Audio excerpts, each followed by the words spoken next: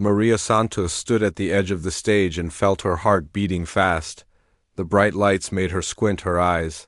She could hear 2,000 people sitting in the dark seats in front of her. Some of them were talking quietly. Others were looking at their phones. A few were staring at her with curious faces. She wore her best dress. It was a simple blue dress with small white flowers on it. She had bought it 3 years ago for her granddaughter's wedding. The dress was clean and pressed, but it looked old compared to the fancy clothes the other contestants wore. Maria's gray hair was pulled back in a neat bun. Her hands were rough from years of cleaning floors and scrubbing toilets. These were not the hands people expected to see on a piano player. The stage was huge. Maria had never seen anything like it. In the center sat a beautiful black piano. It was much nicer than any piano she had ever played. The wood was shiny and perfect. The keys looked like white and black teeth smiling at her. She wanted to touch them, but she was afraid. Behind a long desk sat 3 judges. They looked important and wealthy. Their clothes were expensive, their hair was perfect. They had makeup artists and stylists who made sure they looked good for the cameras. Maria felt very small and plain next to them. The first judge was Patricia Coleman. She was a famous piano player who had performed all over the world.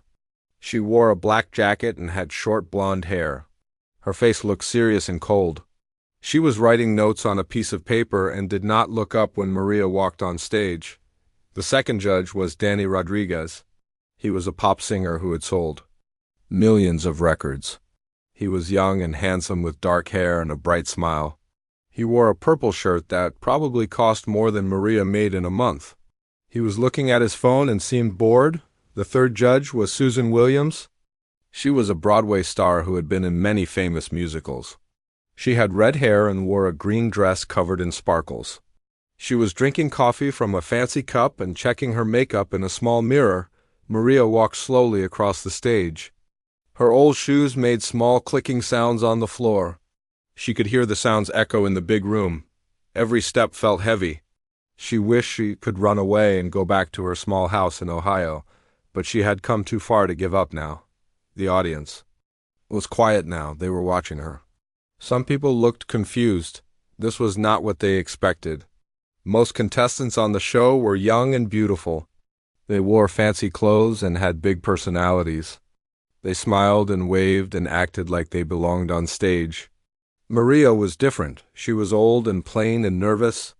She did not smile or wave. She just walked to the piano and stood beside it. A camera moved close to her face. The bright light made her blink. She could see herself on the big screens around the room. She looked scared and small. Her face was wrinkled and tired. She did not look like a star. She looked like what she was, a grandmother who cleaned buildings for 40 years. The host of the show walked over to her. His name was Michael Stone. He was tall and wore an expensive suit. His teeth were very white and his hair was perfect. He held a microphone and smiled at the camera. "Ladies and gentlemen," he said in a loud voice, "please welcome Maria Santos from Millfield, Ohio." Some people in the audience clapped, but not very loud. They were waiting to see what she would do. Michael walked over to Maria and put the microphone near her face. "Hello, Maria," he said with a big smile. "Tell us about yourself." Maria's voice shook when she spoke. "I am 67 years old," she said quietly. "I have 3 children and 7 grandchildren. I worked as a janitor at the local high school for 40 years. I retired last year." The audience was very quiet. This was not an exciting story. Most contestants talked about their big dreams and amazing talents. They told funny stories or said things that made people cheer. Maria just told simple facts about her ordinary life. "And why are you here today?" Michael asked. Maria looked down at her hands. They were shaking a little. "I have always loved music," she said. "I wanted to try something new." Patricia Coleman looked up from her notes for the first time. She stared at Maria with cold eyes. Danny Rodriguez put his phone down and looked bored. Susan Williams stopped checking her makeup and watched with a small frown on her face. "What do you plan to play for us?" Michael asked. Whatever you want? Me to play, Maria said softly. The judges looked at each other. They seemed surprised by this answer. Most contestants came with prepared songs. They had practiced for months. They knew exactly what they wanted to perform. Maria seemed to have no plan at all. Patricia Coleman spoke first. Her voice was sharp and cold. Can you read music? She asked. A little, Maria said. Have you had formal training? No, ma'am. Patricia shook her head slightly. She looked disappointed. How long have you been playing piano? Maria thought for a moment. On and off for about 50 years, she said. This answer surprised the judges. 50 years was a long time. But Maria did not look like someone who had been playing piano for 50 years. She looked nervous and unsure. Professional piano players were confident and proud. They stood straight and smiled. Maria looked like she wanted to hide. Why don't you show us what you can do? Patricia said. She did not sound excited or hopeful. She sounded like someone who was doing a job she did not want to do. Maria walked to the piano bench. It was the right height, but it felt strange. She was used to old, broken pianos with missing keys and wobbly benches. This piano was perfect. Every key worked. The bench was solid and comfortable. She sat down and looked at the keys. The audience was very quiet now. Even the people who had been talking stopped. 2,000 people were watching her. Millions more were watching on television. Maria had never had so many people pay attention to her before. In her job as a janitor, people usually did not notice her. She cleaned their mess and emptied their trash, but they looked right through her like she was not there. Now everyone was looking at her. She felt very alone on the big stage. The bright lights were hot on her face. The cameras were pointed at her like big eyes. She put her hands on the keys but did not press them yet. She closed her eyes and took a deep breath. In that moment, something began to change inside Maria Santos. The scared old woman started to fade away.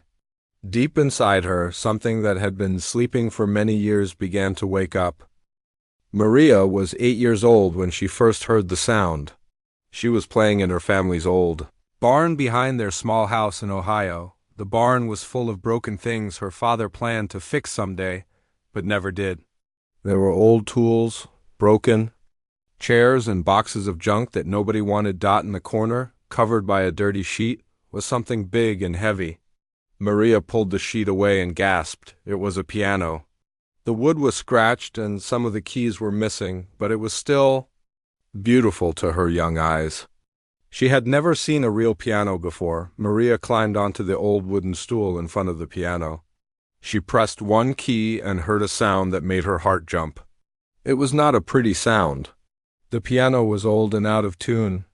But to Maria, it was the most wonderful sound in the world. She pressed more keys. Some made no sound at all. Others made strange, broken noises, but a few still worked. Maria played those keys over and over. She did not know any songs, but she made up her own music. The sound seemed to come from somewhere deep inside her. Every day after school, Maria ran to the barn. She played the broken piano for hours. Her parents were always busy. Her father worked at the factory in town. Her mother took care of the house and the younger children. They did not have time to listen to Maria play. They did not know their daughter was making music in the old barn. Maria's family had come to America from Mexico when she was very young. They worked hard but never had much money. There was always enough food to eat and clothes to wear, but there was no money for extra things like music lessons or fancy toys. Maria's parents believed that music was for rich people. Poor people needed to work, not play piano. When Maria was 10, her teacher at school heard her humming a song she had made up. The teacher asked Maria to sing it again. Maria was shy, but she sang the song. The teacher was amazed. The song was beautiful and complex. It sounded like something a trained musician would write. Maria, the teacher said, do you play any instruments? Maria shook her head. She did not want to tell anyone about the piano in the barn. She was afraid her parents would be angry if they knew she was wasting time on music instead of helping with chores, but the teacher kept asking questions. Finally, Maria told her about the old piano. The teacher asked Maria to play something for her. The next day, Maria took her teacher to the barn. She sat at the broken piano and played one of her songs. The teacher started to cry. Maria stopped playing and asked if she had done something wrong. The teacher said no. She said Maria had a special gift.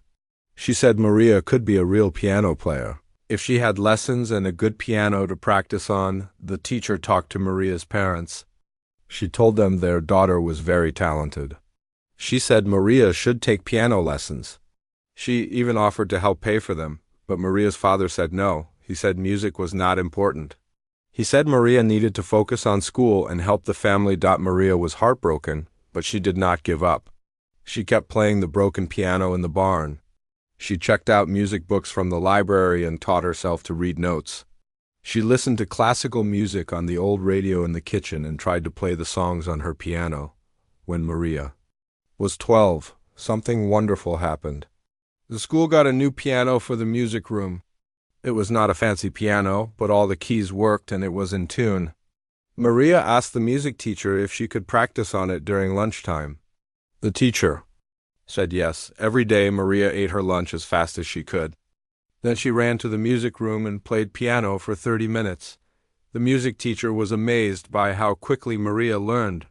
She said Maria played better than students who had taken lessons for years. Other students sometimes stopped to listen to Maria play. They said her music made them feel happy or sad or excited. They said it was like magic. But Maria always played alone. She was too shy to play in front of groups of people. When Maria was 16, something happened that changed her life. A famous piano player came to perform at the big theater in the city near their town. Maria's music teacher got tickets for some of her best students. Maria begged her parents to let her go. After many arguments, they finally said yes. Maria had never been to a real concert before. She wore her best dress and sat in the dark theater with hundreds of other people.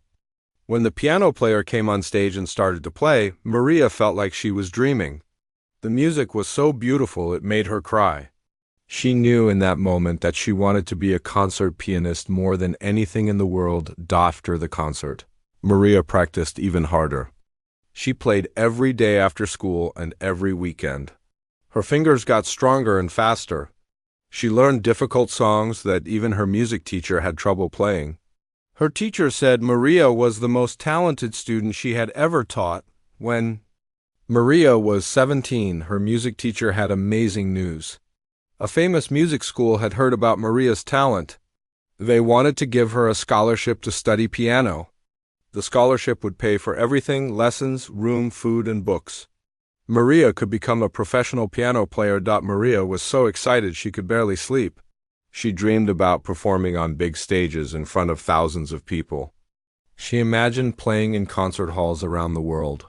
She saw herself wearing beautiful dresses and taking bows while audiences cheered. But then her father got sick. He had been coughing for months, but he kept working at the factory. One day he collapsed at work.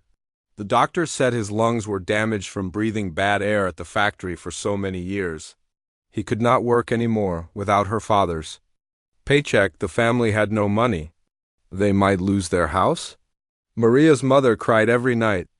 Her younger brothers and sisters did not understand why there was no money for food or clothes. Maria stared at the scholarship letter for a long time. She could go to music school and follow her dreams, or she could stay home and help her family. She knew what she had to do. Maria tore up the scholarship letter. She got a job at the local diner washing dishes. She gave all her money to her mother to help buy food and pay bills. She stopped playing piano except for a few minutes late at night when everyone was asleep. Maria told herself it was only temporary. She would help her family for a year or two, and then she would find another chance to study music. But years passed, and there was always another crisis. Her father got sicker. Her mother needed surgery. Her youngest brother needed money for school. When Maria was 22, she married a man named Carlos who worked at the same factory where her father used to work. Carlos was kind, but he did not understand Maria's love of music. He thought it was a waste of time. He wanted Maria to be a normal wife who cooked and cleaned and raised children. Maria had 3 children, Miguel, Rosa, and Eduardo. She loved them more than anything, but taking care of them left no time for music. The old piano in the barn fell apart completely. Maria sold the pieces for firewood one cold winter when they could not afford to heat the house. When Maria was 35, Carlos left her for another woman. He said Maria was boring and old. He stopped sending money to help with the children. Maria had to work 2 jobs to support her family. During the day, she cleaned offices. At night, she worked at a gas station. Maria was always tired, but she never complained. She made sure her children had everything they needed. All 3 of them graduated from high school. Miguel became a mechanic. Rosa became a nurse. Eduardo became a teacher. Maria was proud of them, but she sometimes wondered what her own life might have been like if she had made different choices. When Maria was 55, she got a job as a janitor at the local high school. It was the same school she had attended as a girl. The music room was still there, with the same old piano she had played during lunchtime 40 years earlier. Sometimes, when Maria was cleaning the music room late at night, she would sit at the piano and play quietly. Her fingers remembered the songs she had learned so long ago. The music was still inside her, waiting, but Maria pushed those feelings down. She told herself it was too late for dreams.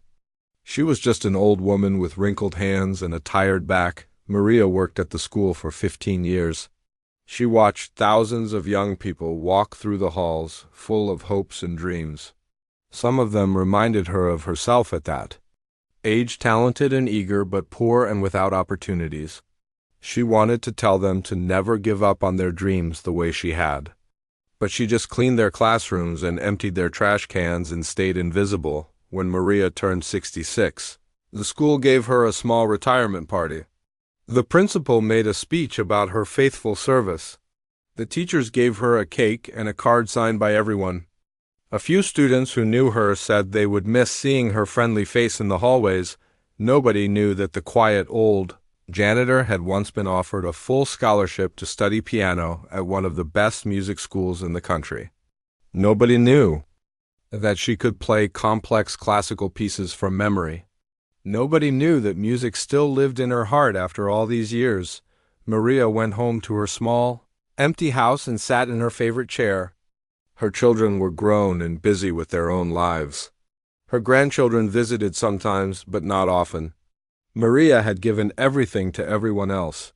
Now, for the first time in 50 years, she had time for herself, but what was she supposed to do with that time?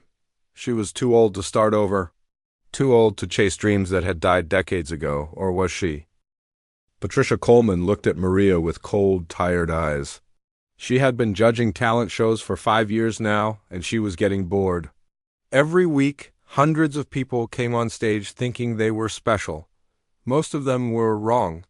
Patricia had heard it all before: young singers who thought they were the next big star, dancers who could barely keep rhythm, and piano players who had learned a few simple songs and thought they were ready for Carnegie Hall. Patricia was different from these dreamers.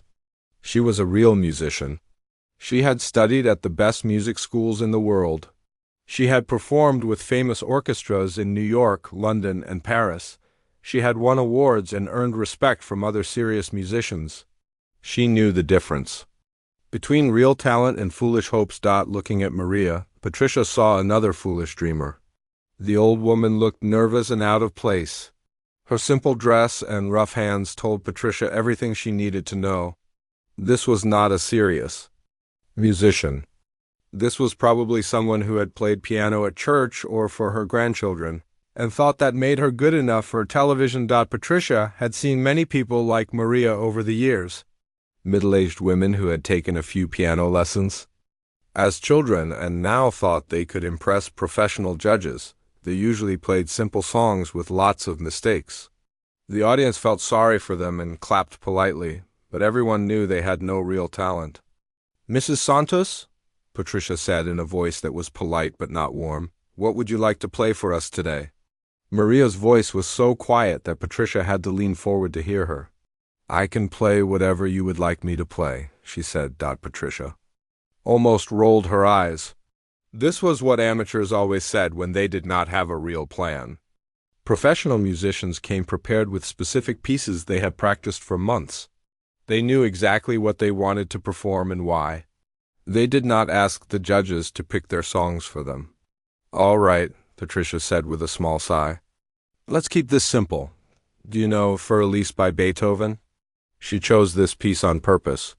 Für Elise was one of the most basic classical piano pieces. It was often the first real song that piano students learned after they mastered scales and simple exercises.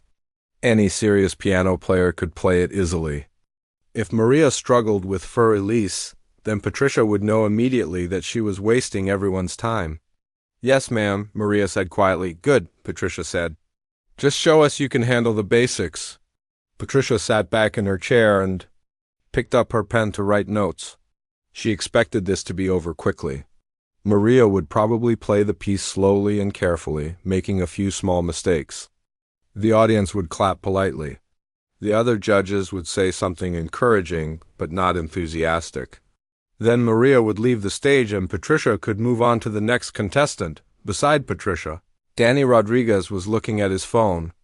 Again, he was young and successful, but he knew very little about classical music.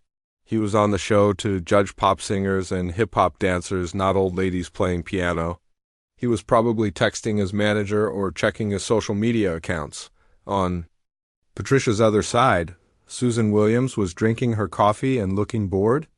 Susan was a Broadway star who understood music and performance, but she was not interested in classical piano. She preferred big, dramatic songs with emotional singing and dancing. A quiet piano piece would not impress her. The audience was very quiet now. 2,000 people were watching Maria, but most of them seemed doubtful. They had come to see exciting performances by talented young people. They wanted to be amazed and entertained. An old woman playing a simple piano piece was not what they were hoping for. Maria sat at the piano and put her hands on the keys. Patricia noticed that her hands were shaking slightly. This was another bad sign. Professional musicians learn to control their nerves. They practiced performing in front of people until stage fright went away. Maria's shaking hands showed that she was not used to playing for audiences. Patricia looked at the clock on the wall. It was getting late, and there were still many more contestants to judge. She wanted to finish this quickly and move on. She had dinner plans with important people in the music business, and she did not want to be late. The cameras were focused on Maria now. Millions of people watching at home were probably wondering who this strange old woman was and why she was on their favorite talent show. Patricia knew that most viewers would change the channel if the performance was boring. The show's producers would not be happy if the ratings dropped because of a dull act. Patricia had been judging talent shows long enough to know what made good television. People wanted to see either amazing talent that made them gasp with surprise, or terrible performances that were so bad they were funny. They did not want to see ordinary people doing ordinary things. They wanted excitement and drama and emotion. Maria did not look like she could provide any of those things. She looked like someone's grandmother who might play piano at family gatherings. Patricia was already thinking about what she would say to let Maria down gently. She would be polite but honest. She would tell Maria that she had clearly enjoyed playing piano as a hobby, but that professional music required a different level of skill and dedication. Patricia had given this same speech hundreds of times before. Most people accepted it gracefully. A few got angry or started crying, but that was part of the job. Patricia had learned not to take it personally. She was doing these people a favor by being honest with them. It was better to crush their false hopes quickly than to let them waste years chasing impossible dreams. The studio was now completely silent except for the quiet hum of the air conditioning and the cameras. Even the camera operators had stopped moving around. Everyone was waiting for Maria to begin playing. Patricia noticed that Maria had closed her eyes. This was strange. Most nervous performers kept their eyes open so they could watch their hands on the keys. Closing your eyes while playing piano required confidence and muscle memory that came from years of serious practice. Maybe Maria was. Not as amateur as she looked, but Patricia pushed that thought away. She had been fooled before by people who looked more confident than they really were. Closing your eyes did not make you a better piano player. It was probably just something Maria had seen professional musicians do, and she was copying them. Patricia looked down at her notepad and wrote, Maria Santos, 67 years old, janitor, playing Für Elise. She left space below to write her comments about the performance. She expected to write things like basic technique, lacks expression, and not ready for professional level. Danny Rodriguez finally put his phone down and looked up at the stage. He seemed mildly curious about what was going to happen, but not excited. Susan Williams set down her coffee cup and checked her makeup in a small mirror. None of the judges looked like they expected to be impressed. The audience was getting restless. People started shifting in their seats and whispering to each other. Some were probably wondering if they should have stayed home and watched something more entertaining on television. Others were taking pictures with their phones to post on social media later. Patricia had seen this many times before. The moments before a disappointing performance always felt long and uncomfortable. Everyone knew something boring was about to happen, but they had to sit through it anyway. It was like waiting for a train that was running late. You knew it would eventually arrive, but you wished it would hurry up. The host, Michael Stone, was standing at the side of the stage with his microphone. He was smiling for the cameras, but Patricia could tell he was also expecting this to be a quick, forgettable performance. Michael was good at his job, which meant he knew how to stay enthusiastic even when the acts were not very good. But Patricia could see in his eyes that he was already thinking about what he would say to Maria after she finished playing. The piano sat in the center of the stage like a big, black animal waiting to be fed. It was a beautiful instrument worth more than most people made in a year. Patricia sometimes felt sorry for expensive pianos when amateur musicians played them. It was like watching someone use a fine piece of art as a place to rest their coffee cup. Maria's hands were still hovering over the keys. She had been sitting there for almost a minute without playing anything. Patricia was starting to get impatient. She had seen nervous performers freeze up before, unable to start playing because they were too scared. If Maria could not even begin the piece, then this would be over very quickly. Patricia was about to say something encouraging to help Maria get started, when she noticed something that made her pause. Maria's hands had stopped shaking. Her breathing had become slow and steady. Her face, which had looked frightened and uncertain when she first walked on stage, now looked calm and focused. It was a small change, but Patricia noticed it because she was a professional musician herself. She recognized the look that came over performers when they stopped thinking about the audience and started thinking about the music. It was the moment when fear turned into concentration, when the outside world disappeared and only the music mattered. Patricia had seen this transformation in concert halls around the world. She had felt it herself thousands of times, but she had never expected to see it on the face of a 67-year-old janitor from Ohio. Maria's fingers touched the keys, and the first note rang out clear and pure. It was the beginning of Für Elise, just as Patricia had requested. But something was different right from the start. The note did not sound like it was being played by a nervous amateur. It sounded confident and sure. The second note came, then the third. Each one was perfect. Maria's fingers moved with gentle precision across the keys. Her touch was light but controlled. Every note sang with exactly the right amount of pressure.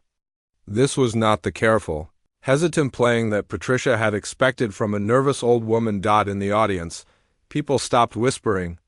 They turned their attention to the stage. The simple melody of Für Elise was familiar to many of them, but they had never heard it played quite like this. There was something special about the way Maria made each note connect to the next one, like she was telling a story with the music. Patricia sat up straighter in her chair.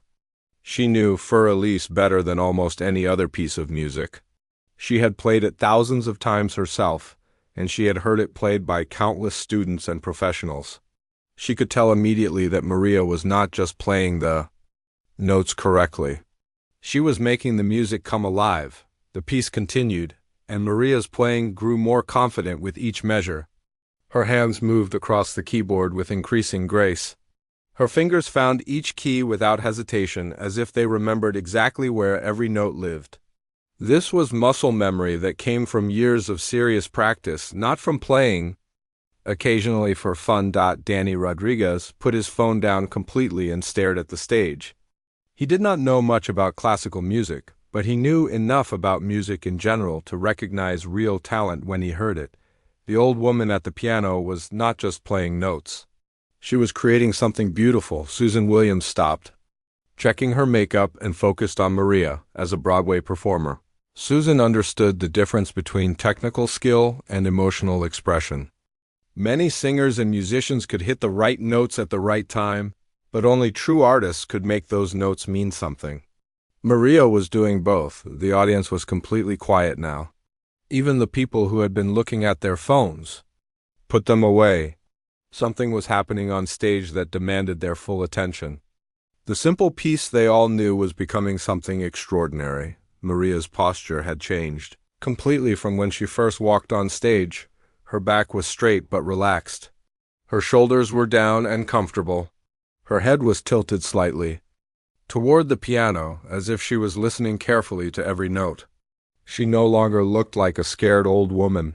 She looked like a musician. Her face had transformed, too. The nervous, uncertain expression was gone. In its place was a look of deep concentration and peace. Her eyes were still closed, but her face showed that she was completely present in the music. She was not thinking about the judges or the cameras or the audience. She was thinking only about making the music as beautiful as possible. Patricia found herself leaning forward even more. She was starting to feel excited, which surprised her. She had not expected to feel anything at all during this performance. But Maria was playing with a level of musicality that Patricia rarely heard. Even from trained professionals, the melody of Für Elise seemed to float through the air like something alive. Maria was not just playing the notes that Beethoven had written down 200 years ago. She was breathing new life into them. Each phrase had its own personality. Some notes danced lightly, others sang with deep emotion. The music had layers and colors that most people never heard when the piece was played in an ordinary way. Cameras moved closer to capture Maria's hands as they moved across the keys. The operators had started as routine documentation of another contestant, but now they were filming something special. Maria's fingers looked like they were dancing. They moved with such grace and precision that watching them was almost as beautiful as listening to the music they created. In the control room above the audience, the show's producers were paying attention now too. They had seen thousands of performances over the years, and they knew immediately when something unusual was happening. The director started giving instructions to the camera operators to capture every angle of Maria's performance. The music continued to build and develop. Maria added small touches that made the familiar melody sound fresh and new. She played some notes slightly louder than others to bring out hidden melodies within the main tune. She used subtle changes in timing to create feelings of tension and release. These were advanced techniques that took years to master. Patricia realized that her mouth was slightly open.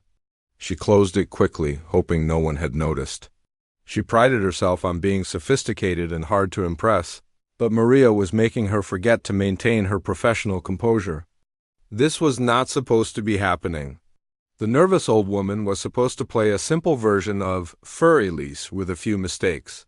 Not this masterful interpretation. The piece moved into its middle section, where the melody became more complex and demanding.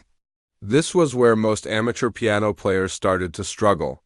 The notes came faster and required both hands to work together in difficult ways. Patricia expected this to be where Maria's performance would fall apart, but Maria's playing only got better. Her left hand provided a rich, supportive foundation while her right hand danced through the intricate melody. The two hands worked together like they had been partners for decades. Every note was in exactly the right place at exactly the right time. Danny Rodriguez found himself holding his breath. He had performed in front of huge crowds many times, and he understood how hard it was to make music that touched people's hearts. Maria was doing something that even experienced professionals sometimes could not do. She was making every person in the room forget about everything except the beauty of the music. The audience was completely mesmerized. People who had been checking their watches or thinking about what they would have for dinner were now completely focused on the stage. Some had tears in their eyes, though they could not explain why. The music was reaching into their hearts and stirring emotions they had forgotten they had. Susan Williams was remembering why she had fallen in love with music in the first place. As a successful Broadway star, she sometimes got so busy with the business side of entertainment that she forgot about the pure joy of artistic expression.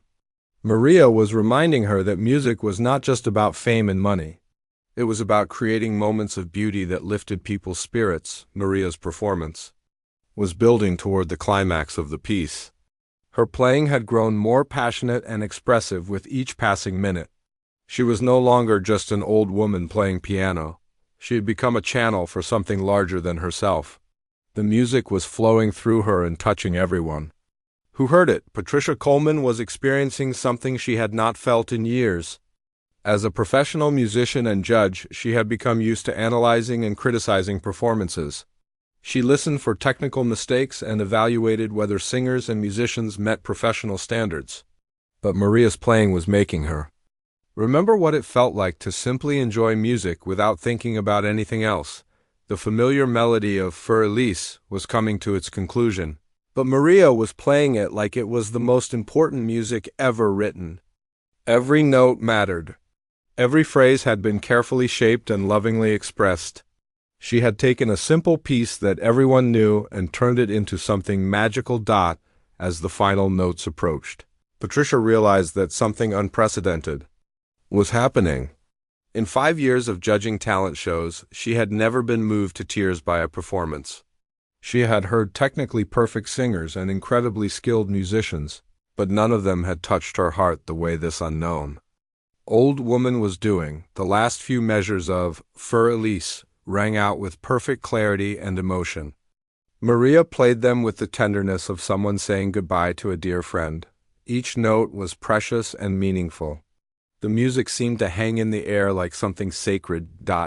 And then, just as Patricia thought the performance was ending, something completely unexpected happened. Instead of playing the final chord that would end Für Elise, Maria's hands moved to different keys. She was transitioning into something else. The simple piece that Patricia had requested was apparently just the beginning. The last notes of Für Elise seemed to dissolve into the air, but Maria's hands did not stop.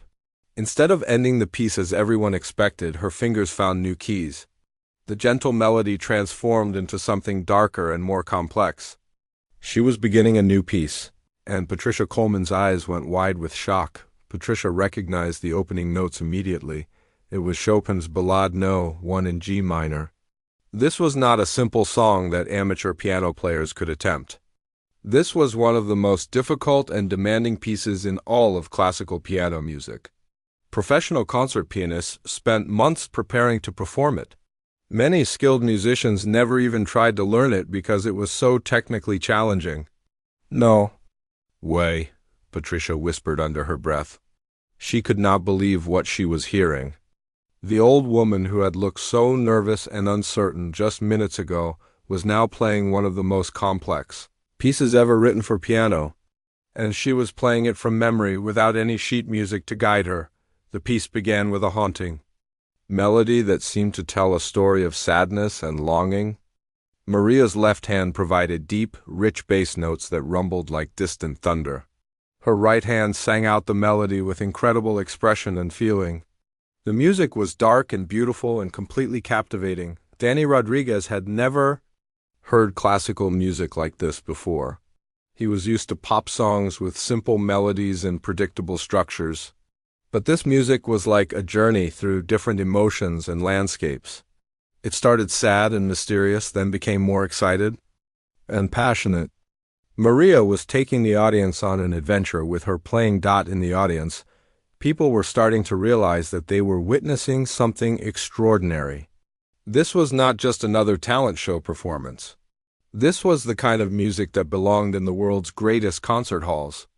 Some people started taking videos with their phones, sensing that they needed to capture this moment. Maria's fingers moved across the keyboard with breathtaking speed and precision. The notes came so fast that they seemed to blur together into streams of sound, but every single note was perfect. Her hands never stumbled or hesitated, even during the most difficult passages. This level of technical skill took decades to develop. Susan Williams was staring at the stage with her mouth open. She had performed with some of the best musicians in the world during her Broadway career. She knew how hard it was to master just one difficult song. But Maria was playing Chopin's Ballade with the confidence and skill of someone who had been performing it professionally for years. The music grew more intense and dramatic.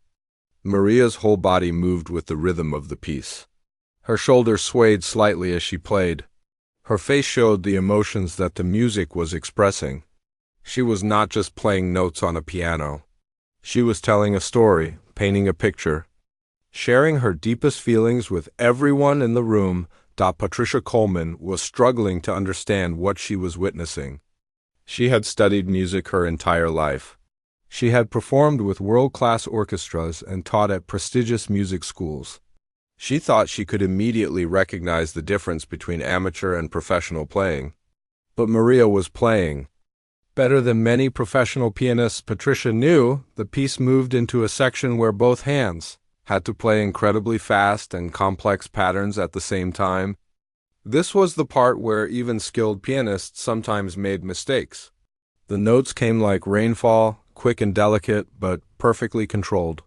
Maria's fingers seemed to fly across the keys without effort. People in the audience were crying. Now, they could not explain exactly why the music was affecting them so strongly, but they could feel the beauty and power of what Maria was creating. The piece seemed to express every human emotion: sadness, joy, hope, fear, love, and loss.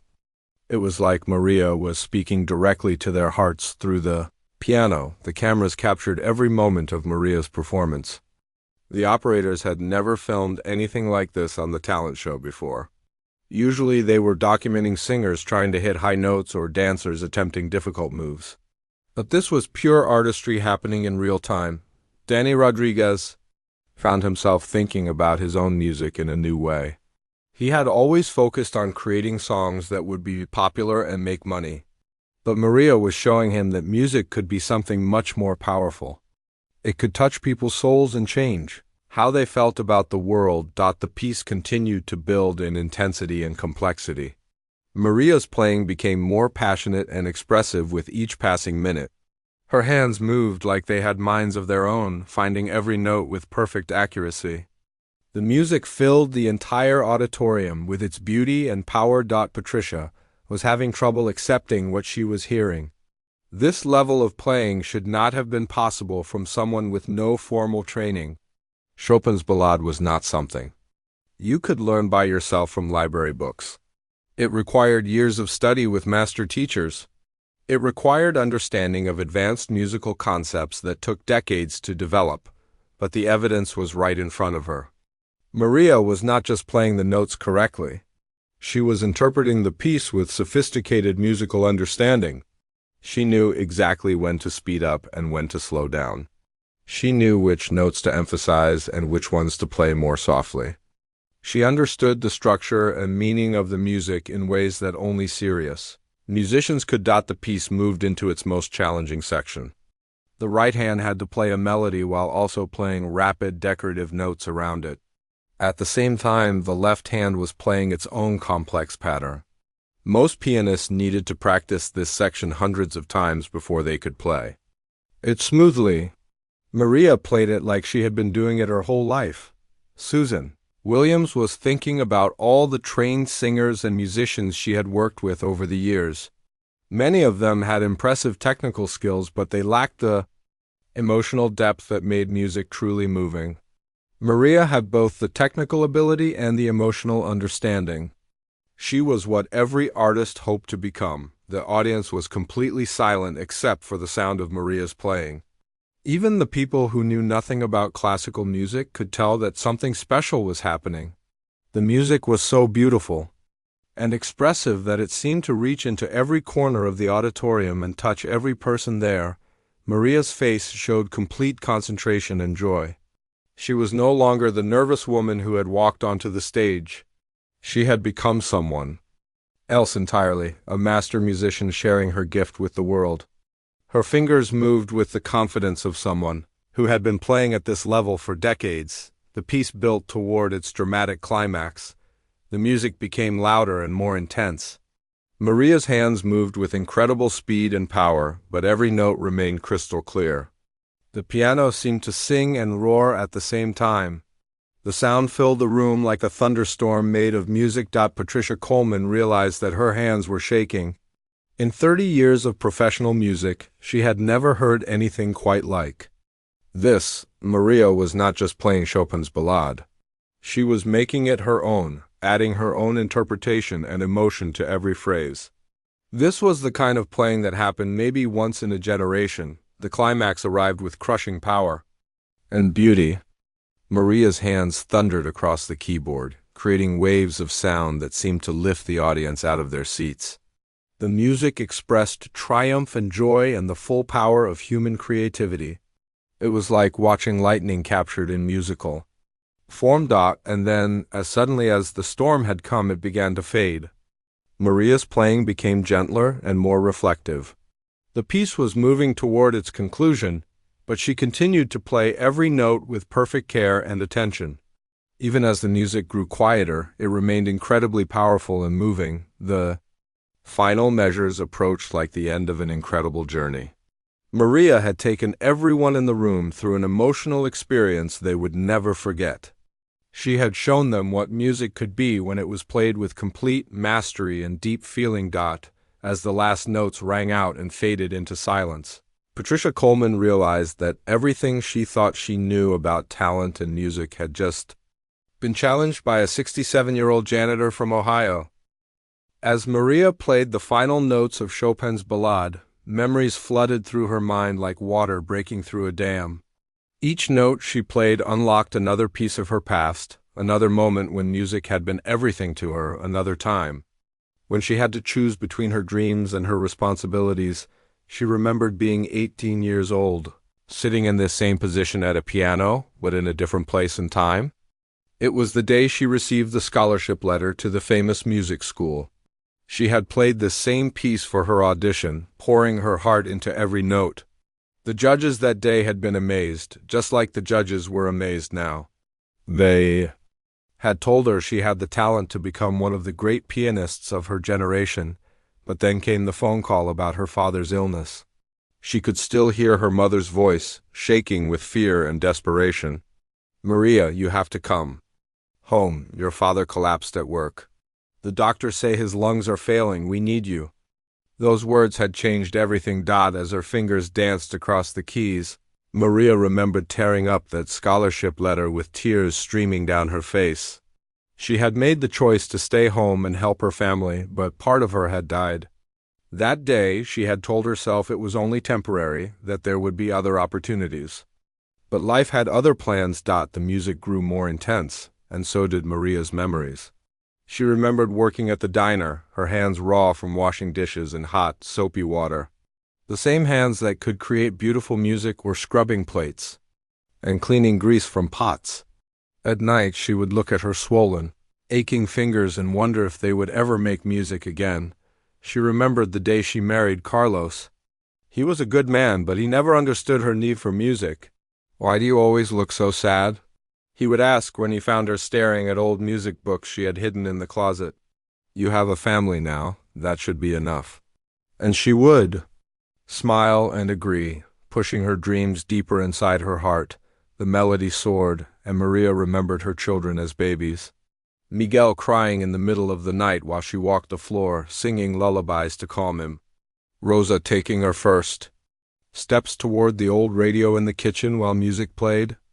Eduardo, her youngest, who had inherited her love of music but never knew where it came from. She remembered the day Carlos left. He had been angry about money and responsibilities and the hard work of raising 3 children. "You're not the woman." "I'm married," he said as he packed his clothes. "You used to have dreams, now you're just ... He was wrong about many things, but not about that. Part of her had become empty when she gave up music. As the piece moved through its most difficult passages, Maria remembered the hardest years.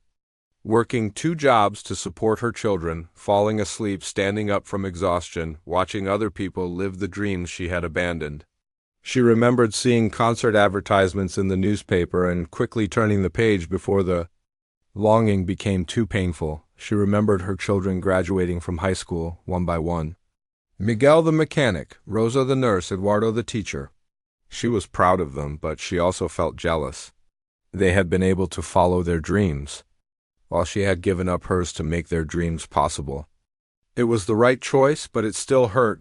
The music became softer and more reflective, and Maria remembered starting her job as a janitor at the high school, walking through the same hallways where she had been a student 50 years earlier, cleaning the music room where she had first learned to read notes and play complex pieces.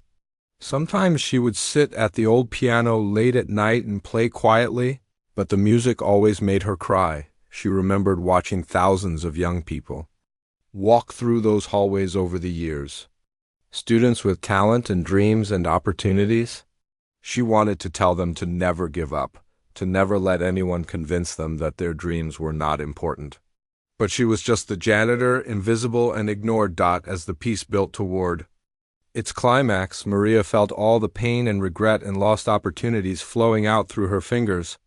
Every sacrifice she had made, every dream she had buried, every moment she had chosen duty over desire. It was all there in the music. The piano was not just an instrument anymore. It was her voice finally speaking all the words she had never been able to say. The music thundered through the auditorium, and Maria remembered her retirement party just 1 year ago. The small cake, the polite speeches, the cards signed by people who barely knew her name. "Thank you for your faithful service," the principal had said. But what about her faithful dreams? What about the music that had waited patiently inside her heart for 50 years? She remembered sitting in her empty house after the party, looking at her rough, wrinkled hands and wondering if it was too late. Too late to dream, too late to try, too late to become the person she was meant to be. Her children were grown and busy with their own lives. Her grandchildren visited sometimes, but not often. For the first time in decades, she had time for herself. But what was she supposed to do with that time?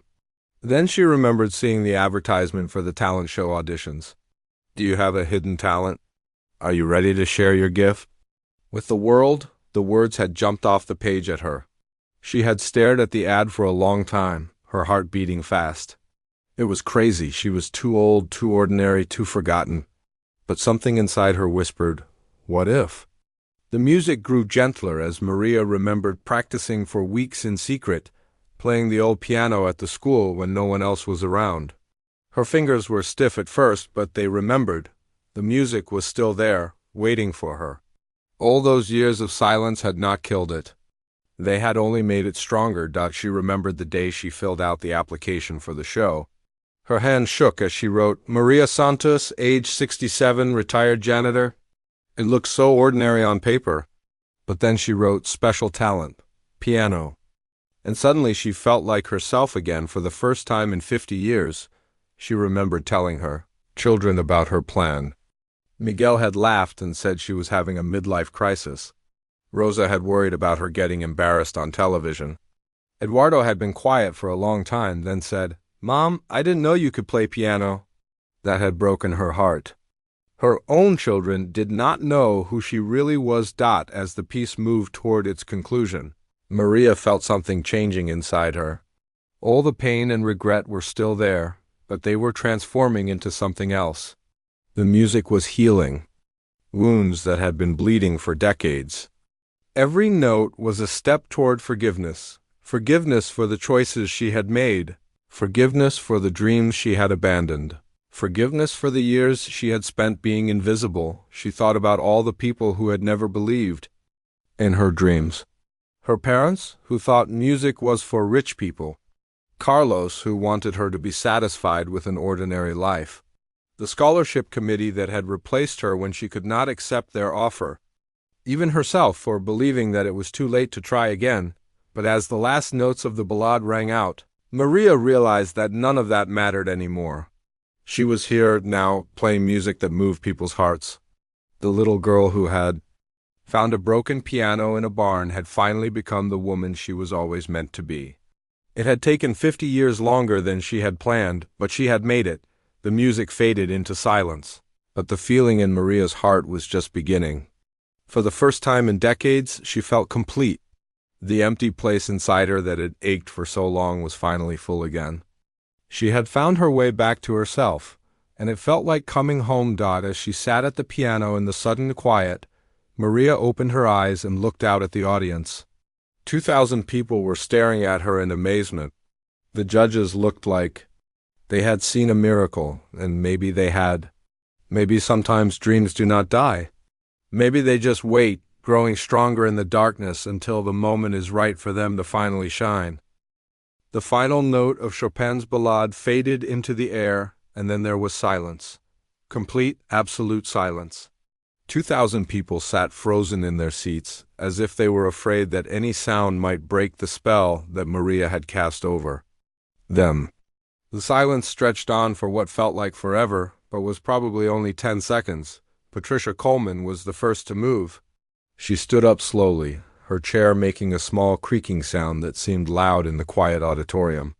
Her legs felt shaky, like she had just run a long distance. Her hands were trembling as she reached up to wipe tears from her cheeks. She had not even realized she was crying until she felt the wetness on her face. For 30 years, Patricia had been a professional musician. She had played in the world's greatest concert halls. She had performed with famous orchestras in New York, London, Paris, and Vienna. She had heard the best pianists of her generation play the most beautiful music ever written. She thought she had experienced everything that music could offer, but she had never heard anything like what Maria Santos had just played. In 30 years of professional music, Patricia said, her voice shaking with emotion, I have never heard Chopin played with such raw emotion and technical perfection. The words came out louder than she intended, breaking the silence like stones thrown into still water. But once she started talking, she could not stop. Everything she was feeling had to come out. Mrs. Santos, Patricia continued, looking directly at Maria, what you just did, that was not just playing piano, that was making music speak. That was taking notes on a page and turning them into pure human emotion. I have studied music my entire life, and I have never heard anything more beautiful. Patricia's voice broke on the last word. She, who prided herself on being sophisticated and controlled, was falling apart in front of millions of people. But she did not care. What she had just witnessed was more important than maintaining her professional image. Danny Rodriguez was staring at the stage with his mouth open. As a pop star, he was used to music that was designed to be catchy and popular. His songs had simple melodies and lyrics that people could sing along with. He had always thought that classical music was boring and old-fashioned. But Maria had just shown him that he was completely wrong. Danny started to speak, then stopped. He shook his head and tried again. I don't know much about classical music. I know nothing about classical music. But what you just did, that made me feel things I didn't even know I could feel. Danny's eyes were bright with tears that he was trying hard not to shed. His tough, cool image was cracking, and he did not know how to handle it. I've been in the music business for 15 years, he continued. I've worked with the biggest names in pop and hip-hop. I thought I understood what music was supposed to do, but you just taught me something new. Music isn't just about beats and hooks and making people dance, it's about touching people's souls. Danny paused and wiped his eyes quickly, hoping the cameras did not catch his tears. I've never been moved to tears by music before, he admitted. Never, but listening to you play. It was like you were telling me a story about your whole life, and somehow it was also telling me a story about my own life. I don't understand how that's possible, but that's what happened. Susan Williams had been in show business longer than either of her fellow judges. She had seen every kind of performance imaginable during her Broadway career. She had worked with actors who could make audiences laugh and cry with just their voices. She had performed in musicals that moved people to standing ovations night after night, but she had never experienced anything quite like this. "Maria," Susan said, her voice soft but carrying clearly through the silent auditorium, "in 40 years of performing, I have learned that there is a difference between skill and artistry. Many people can sing the right notes or play the right keys, but very few people can take those notes and turn them into something that changes the people who hear them." Susan stood up, following Patricia's example. She felt like she needed to show more respect for what she had just witnessed. "What you just did was not just a performance," she continued. "It was the most authentic artistic expression I have ever witnessed. You didn't just play that piece. You lived it. You let us see into your heart and your soul, and somehow that made us see into our own hearts and souls too." Susan's voice was getting stronger as she spoke, filled with the passion that had made her a Broadway star. "You know what the most amazing part is?" she said. "You're not trying to impress anyone. You're not performing for fame or money or applause. You're just sharing your gift because you love music and you want to make something beautiful. That's what real artistry looks like." The audience was still completely silent, listening to every word the judges were saying. Many people were crying openly now. Some were recording the judges' comments on their phones, sensing that this was a moment they would want to remember forever. Michael Stone, the host, was standing at the side of the stage holding his microphone. He had hosted talent shows for 10 years, and he had developed a routine for moments like this. He knew exactly what questions to ask and how to build drama for the television cameras, but he had no words for what had just happened. His routine questions seemed silly and unimportant compared to the magnitude of what Maria had shared with them. He decided to stay quiet and let the judges continue speaking. Patricia was still talking, her professional composure completely gone. "Mrs. Santos, where did you learn to play like that? That level of musicality, that depth of understanding, ... It takes decades of study with master teachers. It takes conservatory training and years of performance experience. How is it possible that someone with no formal training can play at that level?" Maria looked at Patricia with gentle eyes. She had been quiet since finishing the piece, letting the judges react without interruption. Now she spoke for the first time since sitting down at the piano.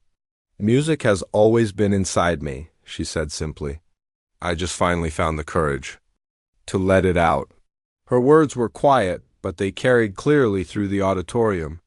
The audience leaned forward to hear every syllable. Danny Rodriguez shook his head in amazement. "But that was Chopin's Ballade No. 1. I looked it up on my phone while you were playing. That's supposed to be one of the hardest pieces ever written for piano. Professional concert pianists spend months preparing to perform it.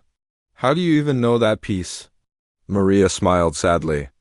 "I've been carrying that music in my heart for 50 years, she said. "I learned it when I was young, when I still thought I might have a chance to become a real pianist.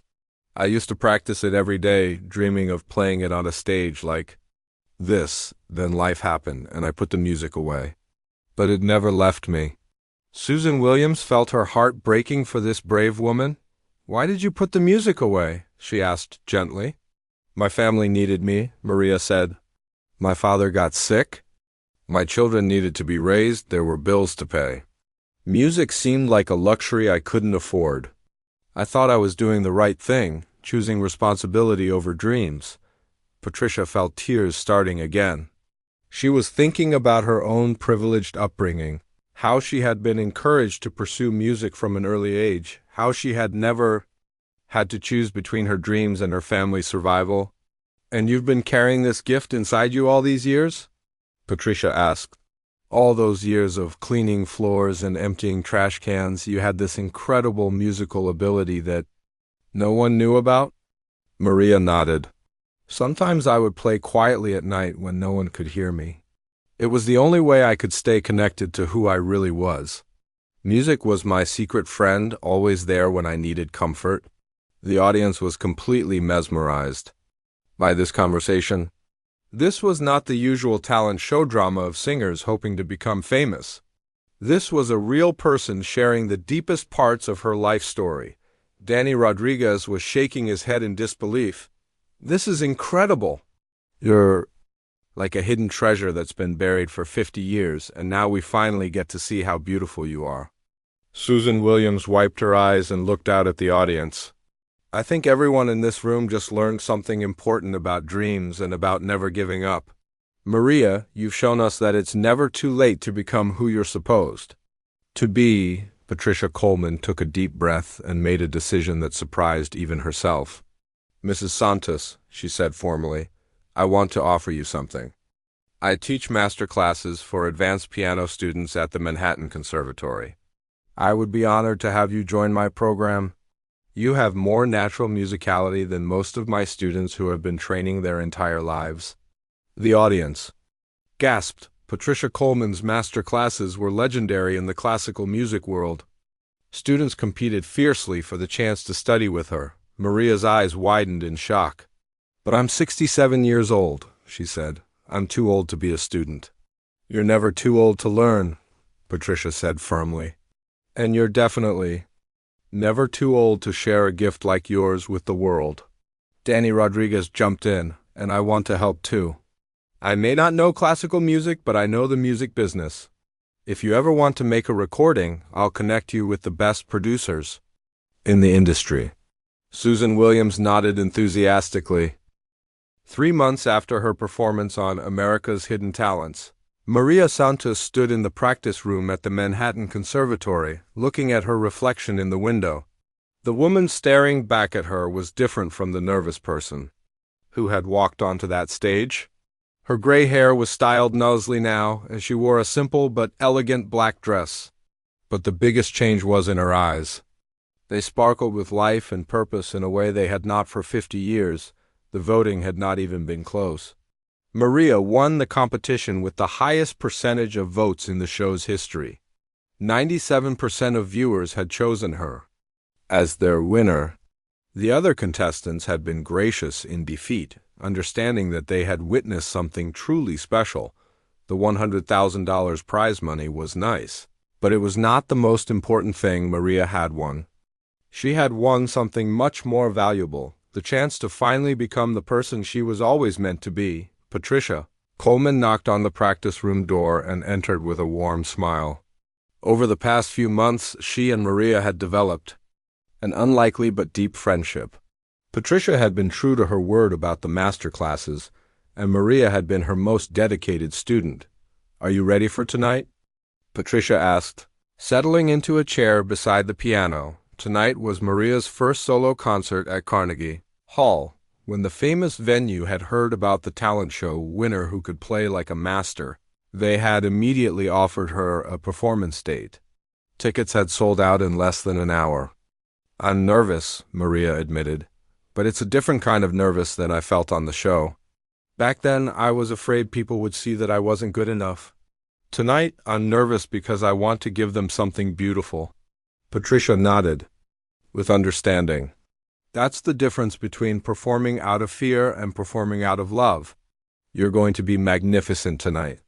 Maria sat down at the practice piano and played a few gentle scales to warm up her fingers.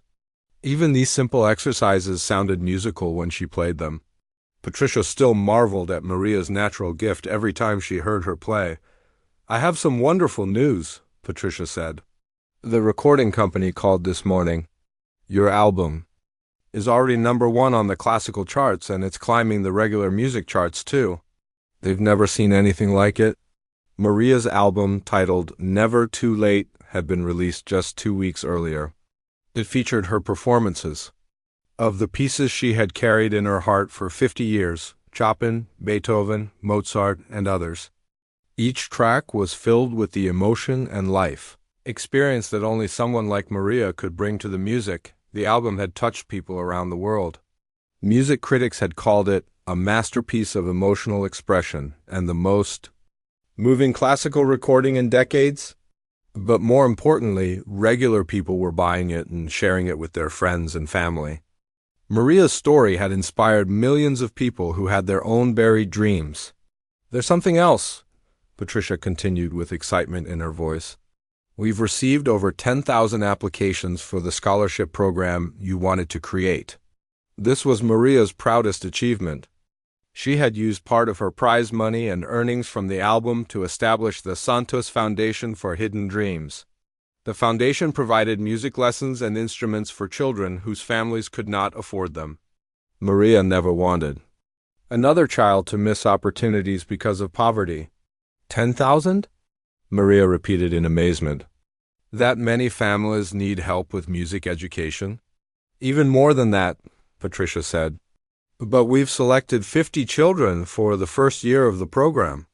They're all incredibly talented kids who just needed someone to believe in them and give them a chance. Maria felt tears of joy in her eyes. These children would have the opportunities she had missed. They would not have to choose between their dreams and their family's survival. The foundation would make sure of that. A knock on the door interrupted their conversation. Danny Rodriguez entered, looking excited and slightly out of breath. "Maria," he said with his characteristic enthusiasm, "I just got off the phone with the Grammy Awards committee. You've been nominated for Best Classical Album." Maria's hand flew to her mouth in shock. The Grammy Awards were the highest honor in the music industry. She had watched them on television for years, never imagining that she might someday be nominated herself. "But I've only been recording for 3 months," she said in disbelief. "Quality matters more than quantity," Danny replied. "Your album has done something that rarely happens in classical music. It's reached people who don't usually listen to classical music. You've built a bridge between worlds." Susan Williams appeared in the doorway behind Danny. "Did someone say Grammy nomination? That's fantastic." She entered the room with her arms full of flowers and a huge smile on her face. "These are from your fan club in Japan," Susan said, handing Maria a beautiful arrangement of white roses. "Apparently you've become very popular there. They're calling you the piano grandmother, and they think you're wonderful." Maria shook her head in wonder. She had fans around the world now. People she would never meet were listening to her music and finding comfort and inspiration in her story. It was more than she had ever dreamed possible. "Speaking of fans," Danny said, "there are about 200 people gathered outside Carnegie Hall already, and the concert doesn't start for 6 hours. Some of them have been there since yesterday, camping out to make sure they get the best spots." Maria felt overwhelmed by all this attention, but also deeply grateful. For so many years, she had felt invisible and forgotten. Now people were camping outside concert halls just to hear her play piano. It was like living in a beautiful dream. "How are your children handling all of this?" Susan asked gently. She knew that Maria's family had been surprised by her sudden fame. Maria's face lit up with happiness. "Miguel called yesterday from his garage. He said he's been playing my album for his customers, and now all the mechanics in town know that his mother is a famous piano player. He's so proud that he can barely contain himself." She paused, remembering the conversation. "Rosa has been showing the album to everyone at the hospital where she works. She said the patients love listening to my music because it helps them feel peaceful." And Daria's voice grew soft with emotion. Eduardo has started taking piano lessons himself. He said he wants to understand the music that was always inside his mother. Patricia wiped a tear from her eye. "And what about the grandchildren?" "They think their grandmother is some kind of superhero," Maria laughed. "Little Sofia told her teacher that her abuela is more famous than any movie star. They don't fully understand what's happening, but they know it's something special." The room fell quiet for a moment as everyone reflected on how much Maria's life had changed. Just 6 months ago, she had been a lonely retiree living in a small house in Ohio. Now she was preparing for a sold-out concert at one of the world's most prestigious venues.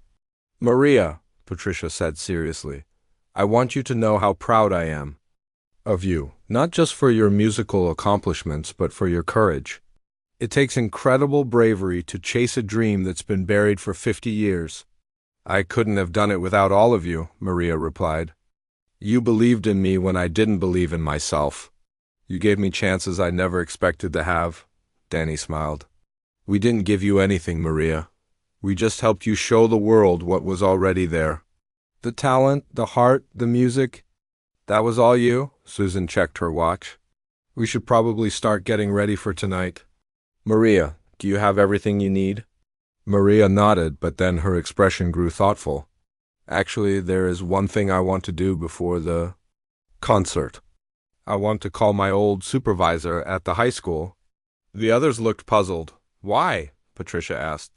Mr. Johnson always treated me with kindness when I was the janitor there. He never looked down on me or made me feel invisible. I want to invite him and his wife to come to New York for a concert sometime. I want to show him that the quiet woman who cleaned his school had music inside her all along.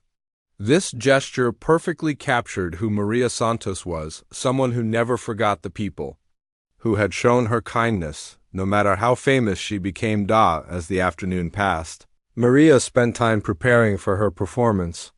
She practiced her pieces one final time, not because she needed to, but because the ritual helped her feel centered and ready. She also spent quiet moments thinking about the journey that had brought her to this moment. She thought about the little girl who had found a broken piano in a barn and fallen in love with music. She thought about the young woman who had sacrificed her dreams to help her family. She thought about the middle-aged woman who had spent decades cleaning floors while beautiful music waited quietly in her heart. And she thought about the grandmother, who had finally found the courage to let that music free. Every part of her journey had been necessary. The pain and sacrifice had made her music deeper and more meaningful. The years of waiting had taught her patience and humility. The loneliness had helped her understand the power of music to connect hearts across any distance. As evening approached, Maria made her way to Carnegie Hall. The famous building looked like a palace to her, with its red brick walls and elegant arches. She remembered reading about this place in library books when she was young,